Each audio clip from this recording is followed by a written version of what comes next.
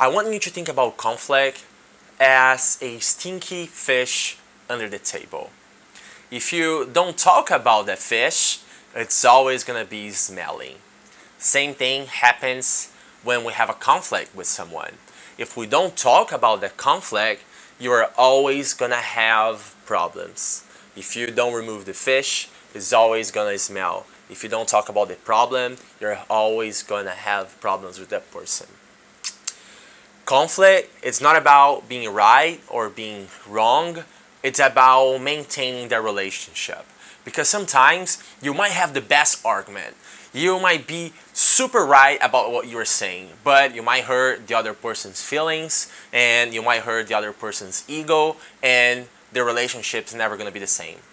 Same thing happens if they are right, if they have the best argument. Your feelings are going to be hurt, and at the same time your ego is going to be hurt, and then the relationship's never going to be the same. So when you have a problem with someone, when we have a conflict with someone, take the time to reflect. You don't need to solve that right away. You can always take a step back to think about and then come back and talk to that person again. When talking to them, keep two things in mind. First, have empathy. Try to understand what the other person might feel with what you are asking her to do. And at the same time, listen. Listen. At that moment, give up all your ideas just to be fully engaged in paying attention to what the other person is saying.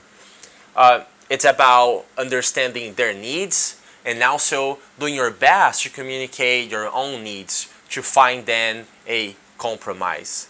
But most important, when having a conflict, don't try to win.